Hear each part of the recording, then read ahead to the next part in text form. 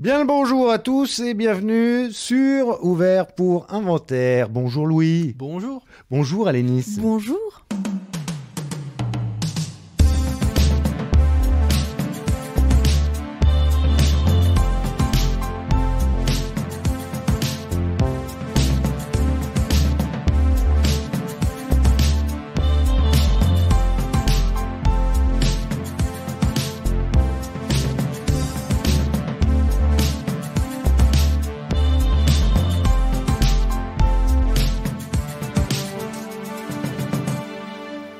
Les films, ça sert à ça, à apprendre à vivre, à apprendre à faire un lit.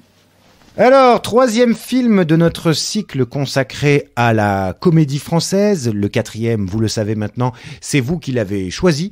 Et eh bien, on vous fera la surprise la semaine prochaine. On vous dira lequel a été sélectionné, tiré au sort. Ce qui sera également l'occasion de dire qui a gagné le superbe abonnement de 4 mois pour Deezer.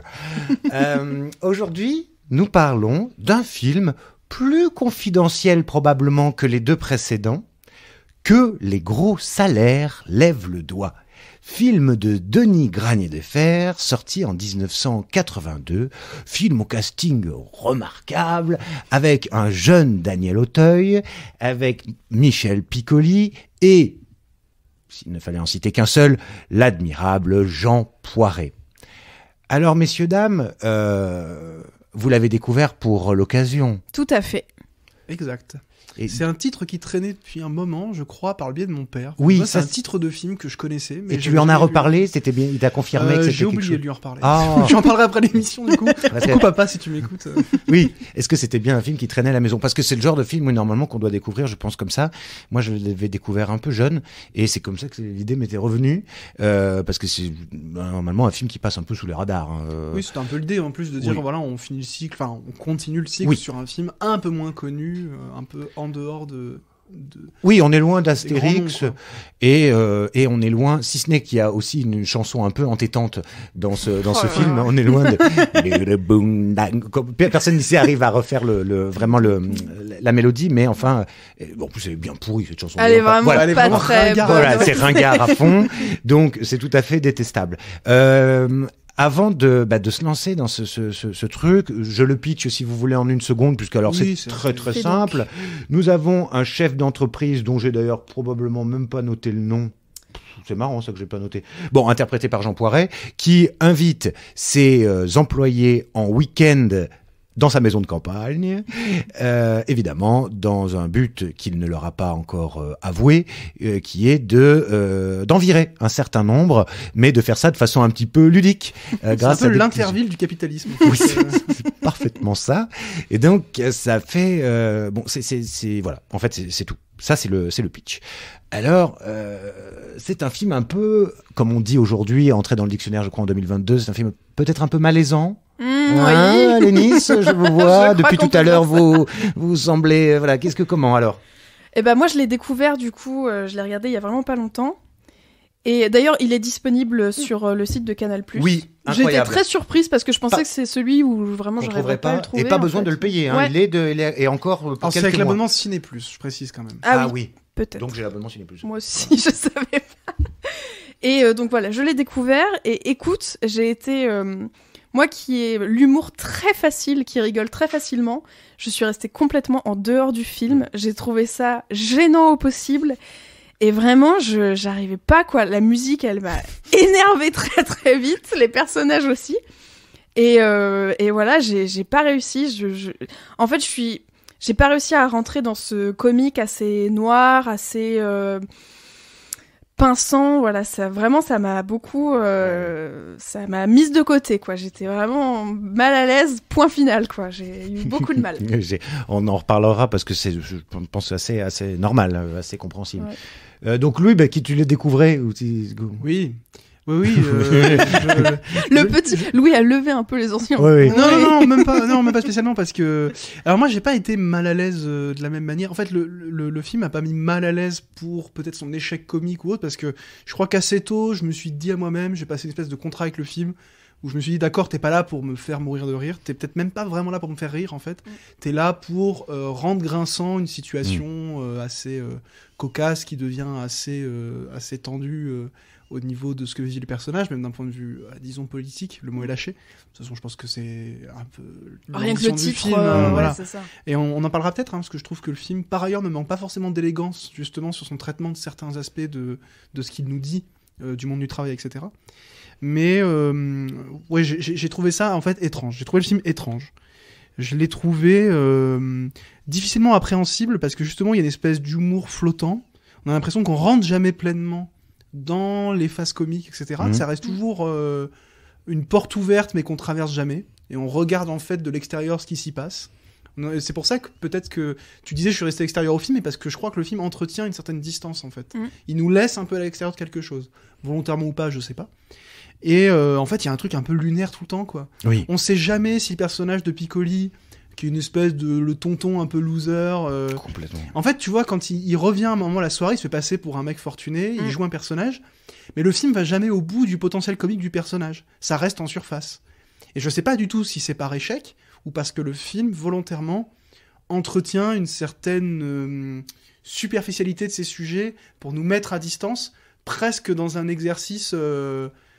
pardon, mais brechtien. En fait, j'ai pensé à ça. Oui. Je sais pas si vous voyez un peu ce que je veux Tout à dire. fait, oui. Et où en fait, on est explicitement mis dans une posture d'observateur et où le film joue sous nos yeux une situation qu'on est censé observer et presque commenter intérieurement. Quoi. Bon, désolé, c'est la seule fois où je parlais de Brecht. Après, La distanciation. on sera dans la gaudriole. Mais le film, je crois que le film, de toute façon, ne cherche pas à être hilarant. Non. C'est une comédie, ça c'est clair. Oui. Il y a 2-3 trucs un peu rigolos quand même. Mais voilà, c'est pas un truc sur lequel on se poile.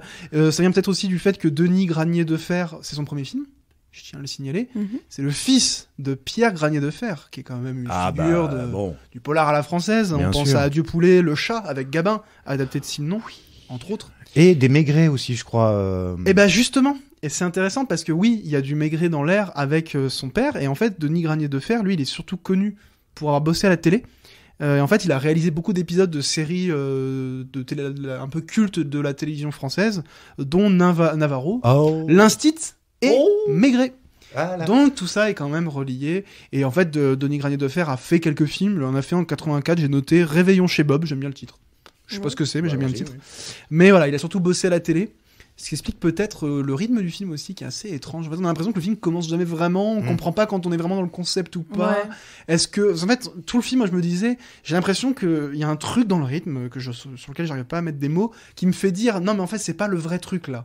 L'idée de les inviter, c'est pas vraiment ça. Bah en fait, si, parce qu'on reste après à la campagne, quoi. Oui, ça se finira comme ça. Enfin, ça se finira avec la fin du week-end, le retour en voiture de Lume, donc Daniel Auteuil, son parrain et un des gradés de l'entreprise. Alors, je pense que pour nos auditeurs, parce qu'ils peut-être ne sont pas tous là-dessus forcément, enfin comment dirais-je, Jean Poiret, c'est quand même un acteur, réalisateur, tout ça, auteur et compagnie, parce que c'est très très connu en son temps, un peu tombé en désuétude, étonnamment, alors que c'est probablement, on est dans le génie du comique, hein, c'est-à-dire que il peut jouer, d'ailleurs, il a joué chez Chabrol, des choses comme ça aussi, où il joue des personnages qui sont, c'est pas du tout des comédies, Chabrol, comme pas le pro de la comédie, mais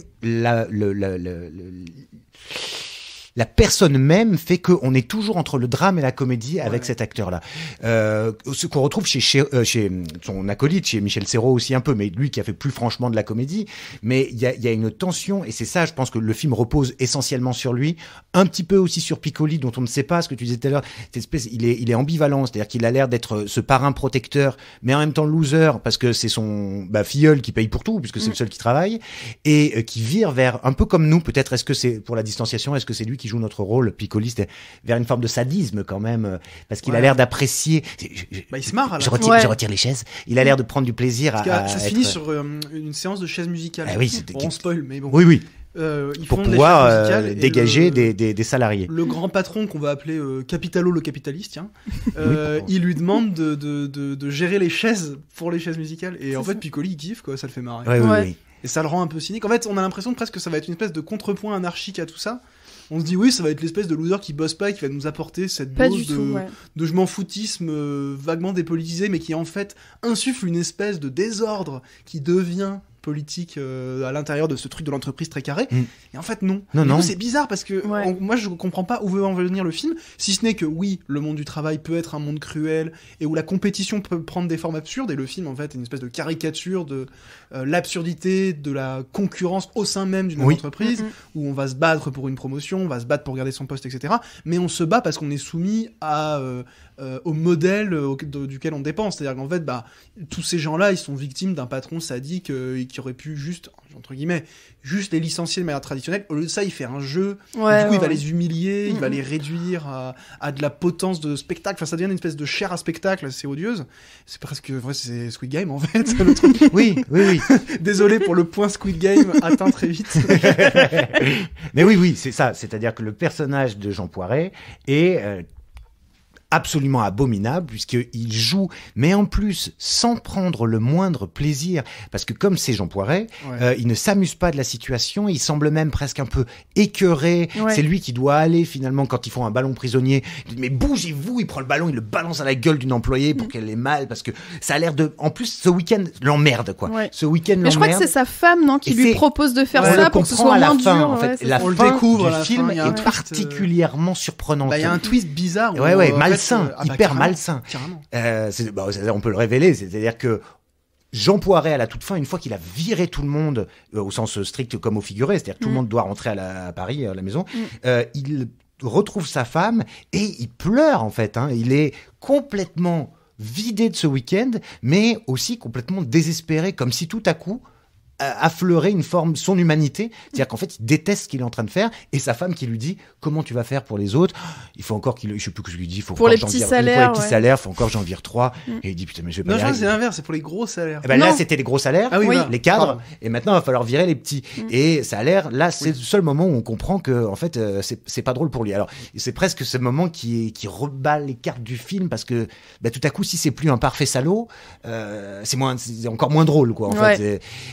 Mais c'est pour ça que ça tombait bien que ce soit Jean Poiret, parce qu'il a cet aspect glacial. Ouais, puis il est insaisissable jusque dans son jeu, parce qu'en fait, dans la même phrase, il va tout le temps avoir une espèce de mise en tension de plusieurs trucs, comme tu le disais, mais dans le jeu. C'est-à-dire qu'en fait, dans une même phrase, il va être à la fois dégoûté et jouisseur de l'horreur de la situation. Il va être nonchalant et surexcité. Et c'est là où Jean Poiret est assez extraordinaire, en fait. C'est dans cette espèce d'enviolence constante, mais qui crée aussi le malaise du film. C'est que le personnage, il est irregardable. Enfin, il a un côté insupportable à observer, parce qu'en fait, on le comprend jamais. On n'a jamais accès à qui il est, donc c'est déstabilisant, en fait. Et le film entretient ça, très volontairement. Et en même temps, ça, on l'a déjà dit, on le redira, il est odieux, mais à un point, enfin, il y a un côté, au bout d'un moment, on y croit presque moyennement. Enfin, c'est abusé. Et en même temps, le film est jamais dans la folie. On n'est jamais, c'est jamais du blié quoi. C'est que le film est toujours assez réaliste. On a l'impression que le film fait comme si tout ce qui se passait était absolument vrai. On n'a jamais le petit décalage qui va nous permettre de sombrer vraiment dans l'absurde. Et c'est aussi ce qui crée le malaise du film. Moi c'est ça qui me dérange, je pense, c'est de jamais justement avoir ce côté entièrement absurde en fait. Et même les personnages donc interprétés par Jean Poiret, sa femme, etc. En fait, le fait qu'ils soient ouvertement un peu sadiques. Sans qu'il y ait vraiment un détournement de ça, tu vois, sans qu'on détourne justement le fait des gros patrons, ça m'a un peu gênée aussi jusqu'à la fin, jusqu'à la dernière scène où j'étais en mode ok, donc eux ils vont rentrer dans leur grosse baraque de campagne et je sais pas, j'ai eu beaucoup de mal à appréhender le film en fait. Mais il est très étrange, mais même, c'est ce que je disais tout à l'heure, même dans son rythme et tout. Je pense qu'il correspond beaucoup à une époque aussi. Justement, c'est un film des années 80. Alors, c'est un film produit par Alain Sard. Ce qui n'est pas complètement étranger à tout ça. Alain Sard, bon, ça parle pas grand monde aujourd'hui, mais c'est un producteur quand même assez important dans les années 70-80. Il produit encore jusqu'à très récemment. Mais voilà, ça a été le producteur dans les années 70 de Godard, quand Godard s'est renouvelé, de Blier, de Polanski, de Téchiné, de toute une vague de nouveaux cinéastes aussi, qui ont un petit peu renouvelé le cinéma français. Et il y a eu une période quand même où les comédies françaises, on était à cheval entre ce que pouvait faire le Splendide, c'est-à-dire des trucs vraiment hyper drôles, mais en même temps il y avait un fond un peu politique de la misère qu'on prend en considération, etc. Et de films en fait pas du tout drôles sur ces sujets, mais qui n'étaient pas encore ce qu'on appellerait aujourd'hui des drames sociaux, qui étaient une espèce d'entre-deux. Et ce film-là, il est complètement, je le trouve, insaisissable. C'est-à-dire qu'il est entre ces comédies-là, mais en même temps on a l'impression qu'il assume jamais de faire de la comédie. Peut-être parce que il le fait mal, c'est quand même un film assez pauvrement filmé, très plat. Ça m'étonne pas qu'il fasse de la télévision après, mais on sent que c'est pas ce qui l'intéresse en fait. Et en même temps, le scénar est, je sais pas, on a l'impression qu'on est toujours dans une espèce d'entre-deux narratif. Ça, entre guillemets, ça avance pas. C'est pas un défaut en soi. On a l'impression que le film n'a pas d'ambition particulière, n'a pas d'objectif. C'est une espèce de film, c'est un film de centriste en fait. Mais, oui, alors. Mais qui en même temps est cruel. Tu Oui, vois, c'est ça. Il est tout le temps bizarre. Quoi. C'est-à-dire qu'on pourrait dire ça, ou alors est-ce que inconsciemment, ou bien c'est hyper bien écrit, ou bien c'est mal écrit, enfin ou pas assez bien écrit, et en fait ça produit quelque chose d'inattendu par rapport aux gens qui ont fait le film. Je sais pas comment le dire, mais par rapport à des films aujourd'hui qui se veulent engagés, machin, et qui finalement tombent dans le pathos, le démagogue même, allons-y franchement pour certains, et bien là il y a finalement toute la cruauté du monde est représentée, les personnages sont toujours double, triple, c'est-à-dire qu'on a l'impression qu'ils sont un peu révoltés, Lume, donc j'y arrive pas, Daniel Auteuil, troisième fois, qui a pas un flush, qui est un tout petit poste, qui est toujours au boulot, mais qui va se retrouver à vouloir faire chanter son patron, mais pour une somme ridicule en même temps, donc il est vachement petit bras, et qui joue un peu le collabo en plus au sein de l'entreprise. On sait pas ce qu'il fait avec les femmes, il en a peur et en même temps il leur met des coups de pied. Il rougit s'il doit prendre. En fait, il a aucun sens. Plus j'y repense, moi tout ça a de sens. Mais justement, ce qui je trouve foncièrement bien, c'est que c'est peut-être plus proche que bien des personnages qui sont un peu tous tracés dans certaines fictions, et que finalement, avec un air de pas y toucher, et en plus avec l'idée que c'est une comédie, parce que coller gros salaire, lève le doigt, gros point d'exclamation ou je sais pas quoi, on va. Et en fait c'est vachement plus grave, parce que non seulement, alors ça montre un patron qui est un enculé, ça, soyons très clairs, mais après avec la chaise musicale c'est le summum quoi, c'est-à-dire c'est l'individualisme primaire, le chacun pour soi et Dieu pour tous, enfin comment ceux qui étaient amis, ou on pense en tout cas qu'ils étaient amis, quand le vieux là dégage la vieille de la chaise pour prendre sa place, là c'est vraiment va crever parce que je perdrai pas mon poste, et tout ce qu'on a pu vivre avant où on était copains la veille au soir quand il s'agissait, et ça devient un truc hyper glauque. Et ça m'a fait penser à, c'était pas tellement sur la question du travail, mais je sais pas si ce nom, moi il me dit rien, c'est pour ça que j'ai dû le rechercher tout à l'heure, mais Alain Jessoua, dans les années 80, qui fait des films, du truc avec Delon et Annie Girardot, et en fait des films qui sont hyper cruels aussi comme ça. Et c'est vraiment ces années 80 où finalement on était vachement plus, mais quelque chose de plus politique que maintenant. Maintenant, on fait une sorte de politique, mais aseptisée, où on désigne bien les bons, les méchants. On reproche beaucoup aux années 80 d'avoir été le terreau d'une dépolitisation du cinéma, alors qui s'est beaucoup faite avec l'émergence de figures comme Luc Besson, etc., évidemment, étaient dans le divertissement pur, quitte à dépolitiser, et qu'en fait, par dépolitisation, on entend droitisation masquée du cinéma. Bon, bref, ça c'est un autre sujet. Mais en fait, je trouve le film compliqué à ce niveau-là, parce que justement, tu parles de la séquence de fin, le film a pas trop d'ambiguïté sur le fait que c'est horrible. On peut pas s'en satisfaire. Donc, on a au fond cette idée qui est très claire, mais qui n'est pas explicitement exprimée, mais qui est latente de par la situation politique qu'on nous montre, parce qu'en fait, ce qu'on nous montre, c'est une situation politique de rapport de force qui est montrée de manière grossière, etc. Mais au fond, on pourrait le réduire à dire, c'est une situation politique d'assujettissement, assujettissement, merci, au patronat, etc. Et on comprend en même temps que ceux qui font ça répondent à un individualisme dont, au fond, ils sont même les victimes, ils en sont acteurs, mais en même temps, ils sont soumis à ça parce que c'est marche ou crève, quoi. Si c'est pas elle, c'est toi, etc., etc. Et en même temps, il y a une espèce de flottement très étrange où le film ne donne pas le film ne tranche pas, ce qui peut être une qualité, et qui rend tout ça très impalpable. Mais je pourrais aussi, un peu à ta manière, en faire une qualité d'un point de vue, disons, théorique. Je pense que le film va pas au bout de ça. Mais dans l'idée, c'est vrai que moi, je suis assez sensible à l'idée que ce qu'a aussi le film de politique, c'est de ne pas expliquer au spectateur ce qu'il a à montrer. Ce qui peut-être, d'ailleurs, on pourrait refaire un lien complètement absurde avec Brecht à ce niveau-là. C'est que... T'as dit que t'en parlais plus, Louis. Pardon, merde. Putain, je suis disqualifié. Mais ouais, il y a cette idée, je m'arrête là-dessus, que, en gros, on fait confiance au spectateur pour qu'on lui donne une situation politique, et que c'est au spectateur de démêler ce qu'il y a là-dedans de complexe, de cruel, quels sont les rapports de force, quels sont les rapports de domination qu'on nous montre. Ils sont évidents, mais il y a quand même un moment où le film ne tranche pas complètement, quoi. Et notamment cette fin qui est une espèce de fin ouverte étrange, où on prend pas parti, mais où en même temps on est obligé de se dire, mince, mais à quoi est-ce que j'ai assisté ? Je suis obligé d'y réfléchir. Moi, cette scène de fin, elle me fait beaucoup penser à des réalisateurs comme Haneke, ou à des films comme Festen. Il y a un côté un peu glauque, incompréhensible, impalpable, tu vois, ce délire-là, où pour le coup, bon, dans ces films-là, c'est un peu la violence et la cruauté qui sont questionnées plus frontalement. Alors que là, je trouve que c'est vraiment cette scène enfin, il y a beaucoup de scènes de cruauté finalement dans le film, mais c'est cette scène qui est un peu le climax, on va dire, de la cruauté du patron. Et ce côté rendre la cruauté amusante, tu vois. Enfin, Eh ben merci Alénis. c'est... En fait, tu viens de m'éclarer sur le film. Tu viens de m'éclairer sur, au fond, qu'est-ce que je j'aime suis pas. même pas sûre de moi-même. Non, mais en fait, c'est c'est intéressant que tu parles de Festen et d'Anneke, qui sont un film et un réalisateur que je n'aime pas du tout, pour des raisons que j'ai plus ou moins réussi à identifier avec le temps, et que le fait que tu les rapproches pourrait me permettre de comprendre ce que je reproche au film, au-delà du fait que j'aime pas, on s'en fout que j'aime pas, mais ce que je pourrais lui reprocher, c'est justement une forme de complaisance. C'est-à-dire où, en fait, moi, c'est peut-être ce qui m'a gêné pendant le film, c'est de ressentir, au fond, une forme de complaisance pour ces personnages, parce que l'absence de jugement n'est pas... Je ne demande pas à ce que le film juge forcément ces personnages, mais l'absence de jugement peut rendre certaines situations, au final, acceptables, voire même un peu fun.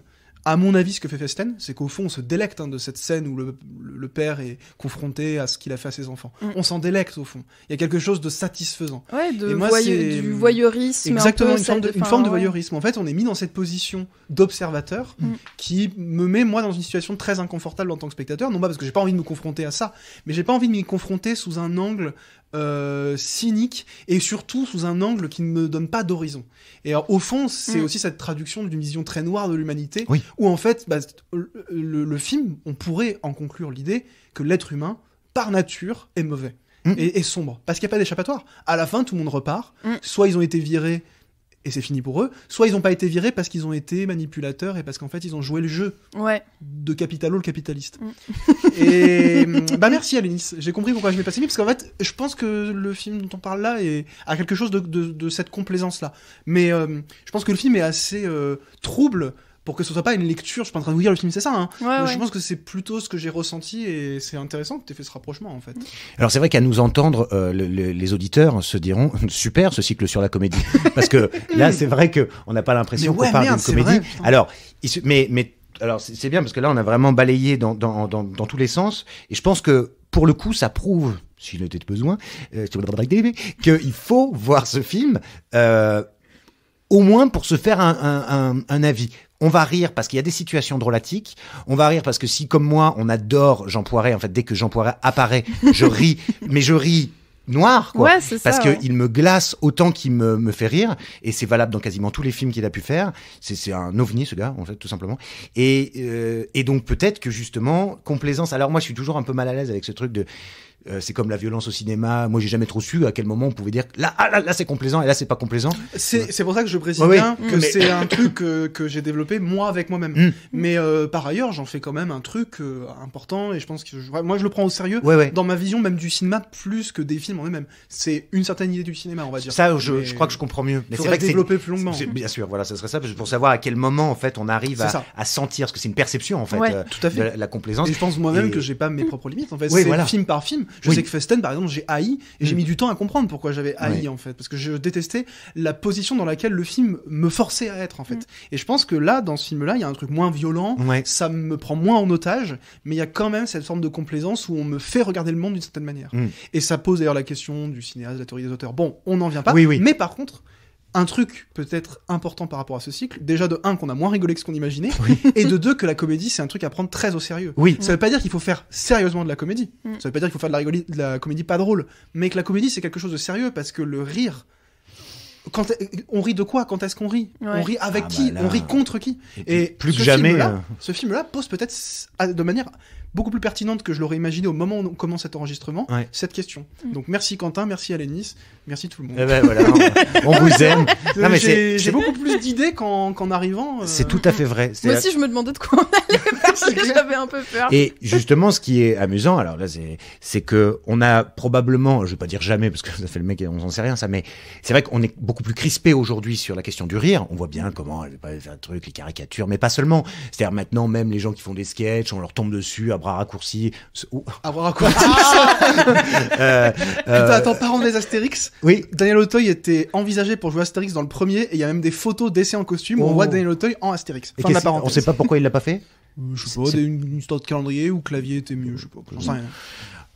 Désolé, fin de la Non, parenthèse. non, mais intéressant, parce que on imagine En un fait, autre film, quoi. Je voulais le caser et dès qu'il y a un truc en X, je me suis dit faut que je le Ah oui, case. moi je voulais caser que dans l'Astérix et Mission Cléopâtre, la prononciation restituée latine n'est pas du tout respectée. Hein, on sait très bien que on voulait le dire au oui, précédent. on voulait le épisode. dire au précédent, mais c'est pas Putain, comme ça qu'on c'est- prononce le latin. Hein, par exemple, le C se prononce que, donc on dit qui vis pacem parabellum, voilà, pas passem, voilà. Bon, c'est pour Daniel Auteuil.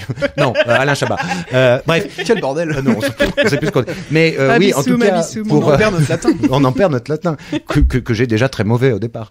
Non, mais tout ça pour dire que c'est effectivement visiblement une époque où on balance une comédie comme ça qui interroge quand même les relations, la question des classes en fait tout simplement, Oui. hein, et que ça y va franchement, et que on voudrait que le patron soit le parfait salaud, et c'est comme ça qu'il nous est dépeint, mais comme un type vraiment odieux dès le début. Il est sur son casque, il vire les gens, il a son pauvre majordome, ce pauvre Favre qui apparaît comme ça et qui est une sorte de sous-merde, maltraité comme un chien, enfin c'est terrible. Et c'est l'arme à la fin, avec cette femme qui semblait être une potiche, mais qui en fait se révèle être redoutable. Un peu le cerveau de le la- cerveau ouais, en c'est la ça. personne de Marie Laforêt, qui effectivement campe très bien avec cette espèce de noirceur qui la caractérise, enfin ses cheveux noirs, ses yeux incroyables, et où on a vraiment, au début on pensait que c'était la femme soumise, et visiblement c'est pas du tout comme ça que ça se passe. Donc là aussi ça discute l'air de rien de la question aussi du rôle à la maison, avec ces deux filles, une qui est une pute, l'autre qui est parce que c'est Les deux voilà, filles, et le l'autre qui traitement a des l'air deux d'être filles, réussi. Et c'est d'ailleurs le au père secours, lui-même hein. dit elle c'est 20 sur 20 machin, Ouais. l'autre 0 pointé. Donc tout est atroce, abominable. Ouais. Tout est bizarre parce qu'on Ouais. sait pas Bizarre. si c'est censé être crédible ou si le film assume de nous dire en fait tout ça est une caricature. Ouais, c'est Oui. c'est jamais bien clair en fait. Non. C'est ça qui Mais est un en fait, peu- ce qui est le moins clair, c'est est-ce que c'est raté Oui, ou est-ce que c'est Ouais. au fond que c'est un film beaucoup plus peut-être pas subtil, on va pas exagérer, mais profond. mais où au moins il y a une espèce d'approche du cinéma comme une espèce d'espace aussi où il y a des latences quoi, Ouais. où il peut y avoir un écart entre les attentes, le spectateur et le film. Je sais pas. Je penserais peut-être plutôt pour la première, parce que j'ai l'impression qu'il y a un côté italien, un peu, il y a un truc très italien dans le film, la comédie italienne, Oui. un peu incisive, etc. Je sais pas. Mais ne serait-ce que le décor de la maison bourgeoise à la campagne. Oui, oui, oui. Ouais. C'est un fait. En fait, on est entre Pasolini et Claude Zidi, quoi. Enfin, C'est vraiment bizarroïde. hein, il est vraiment franchement, bizarre ouais. ce film. Mais c'est une découverte intéressante parce que vous voyez typiquement que c'est le genre de film où on a l'impression de pas avoir grand chose à dire et où en fait on en arrive à des trucs sur le cinéma Et oui. assez large Parce qu'il- d'une époque. de Parce qu'il machin. pose un problème. Ce film pose problème. Exactement. Et qu'on n'arrivera pas à résoudre aujourd'hui, bien entendu. Je crois pas que c'était le but. Et c'était pas le but. Et Mais alors Quentin, je te pose une question parce que Oui. c'est toi qui as choisi le film.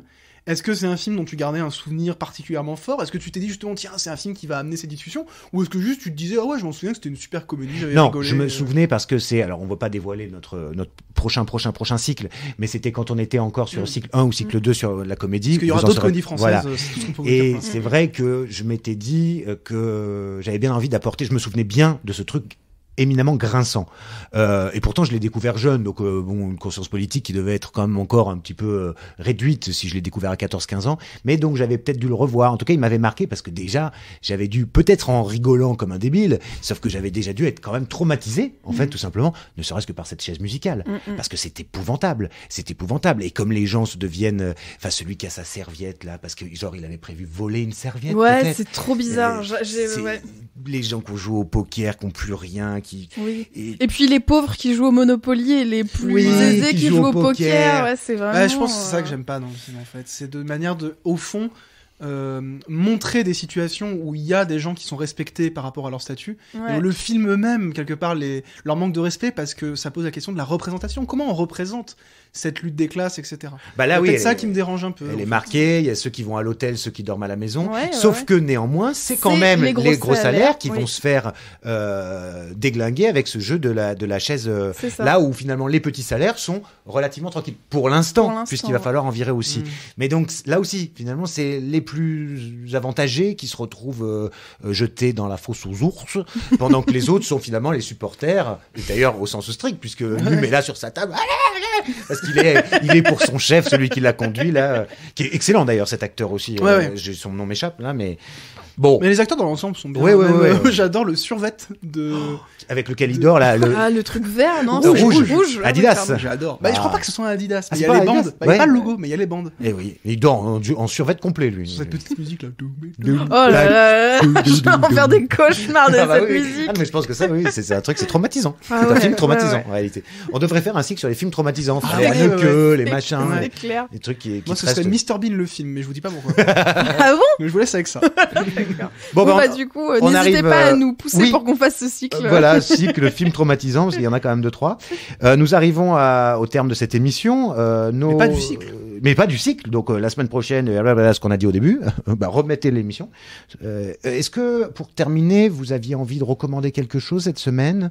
Oui, moi je suis en train de regarder la série The Last of Us, disponible, alors produite par HBO et disponible sur Prime Video. Ouais. J'ai pas joué aux jeux vidéo parce que c'est pas mon style de jeu vidéo tout simplement, mais alors j'ai pas encore fini la série, je suis à l'épisode 4, mais j'ai déjà vu, je pense, le meilleur épisode de toute la série qui est l'épisode 3, je ne vous en dis pas plus. Et j'avais peur de pas du tout accrocher, et en fait, bon, déjà j'adore les films et les séries de zombies, donc ça marche pour moi, surtout que là... Ouh, attention, tu vas réveiller des vieux démons. Pas des zombies. Non, mais justement, ce sont pas des zombies. Ça ce sont change. des Moi, je m'en fous, hein, infectés. mais je sais que les fans ils sont non, c'est des infectés, c'est pas des zombies. Ouais, ouais, Oui, mais je peux pas. On est à la fin, je peux pas en parler plus que ça. Mais C'est vrai, c'est vrai. vraiment, je trouve que y a des épisodes qui sont très beaux. Moi, ne connaissant pas le jeu, du coup, je suis plutôt agréablement surprise parce que je sais qu'il y a des scènes qui sont calquées au jeu. Et, Ah, c'est un jeu voilà. Oui, à la base, ouais, il y a deux. Il y a The Last of Us et The Last of Us 2. Partout. Et donc voilà, j'apprécie beaucoup. Mm. J'attends de voir la fin de la série pour voir ce que ça donne. Et j'aime beaucoup l'actrice, j'ai oublié son nom, La c'est jeune. Bella Ramsey. Mm. Que voilà, j'apprécie beaucoup en tant qu'actrice et j'ai vraiment hâte de voir dans quoi elle va jouer dans d'autres films. Enfin bref, vous avez compris. Donc voilà, je suis sur ça et je suis toujours le podcast de Mimi Hegel, donc Mimi HGL sur Spotify ou Twitch ou YouTube, qui débrief chaque épisode de The Last of Us. Donc à la fin de chaque épisode, je suis en mode je vais écouter le podcast qui va durer 2 heures, je suis trop contente.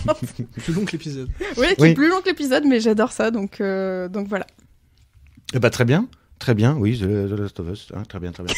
Non, mais parce que je regarde la série. C'est vrai? Oui, il me reste un épisode et je pense qu'il y en a un qui n'est pas encore sorti. Oui, c'est ça, D'accord, ouais. donc je suis au 6, moi. D'accord. Donc non. En Et plus, l'épisode 3, on est d'accord, il est très beau bah, quand ça même. dépend, c'est celui de. De Bill et Frank. Ah oui, on peut le dire. oui, c'est pas très, spoiler. très. Oui, alors si, effectivement. Et tout complètement inattendu que ça arrive Ouais, comme c'est ça, en clair. plein milieu d'une série. Mm-mm. Non, il gère très bien. Vraiment, c'est bien. Moi, je pensais pas avoir envie de regarder. Louis, pardon. Moi, je vous recommande The Last of Us, le jeu. Bah oui, du coup, qui t'a en parlé. En plus, alors, il est ressorti dans une version remakée sur PS5 pour ceux qui l'ont. Sinon, il est disponible sur PS3, PS4 pour ceux qui ont une console qui traîne. Bah, tout simplement parce que c'est un des meilleurs jeux vidéo qu'elle ait jamais joué.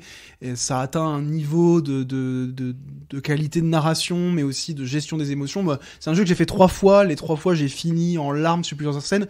J'ai même parfois besoin de lâcher la manette tellement émotionnellement ça me terrasse.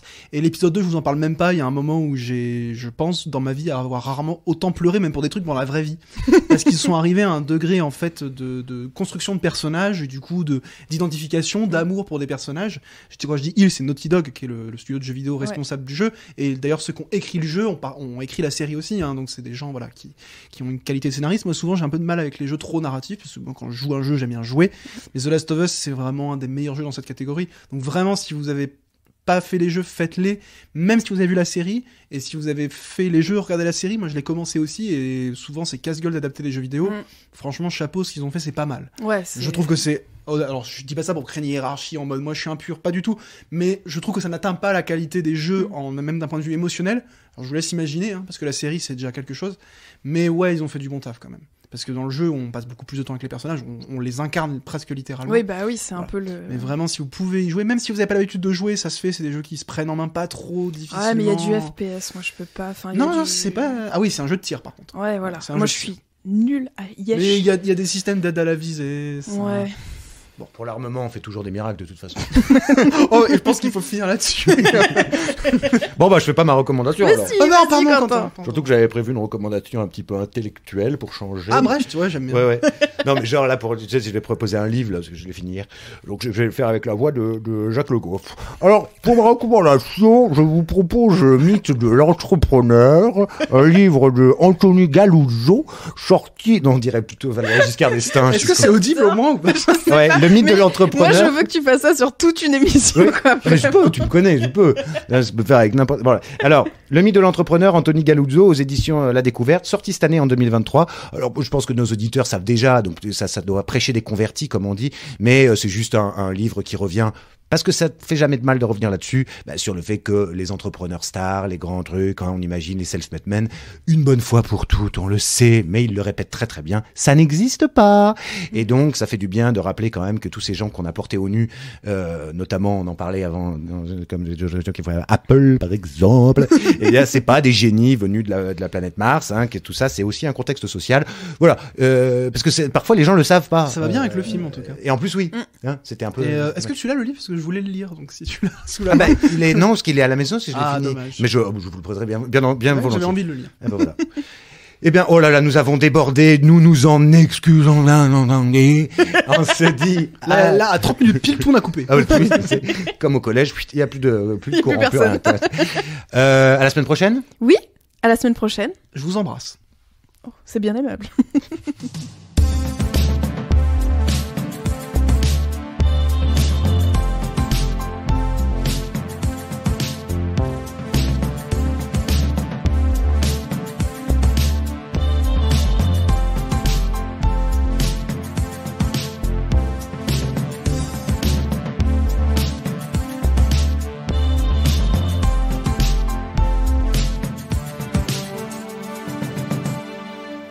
Les films, ça sert à ça, à apprendre à vivre, à apprendre à faire un lit.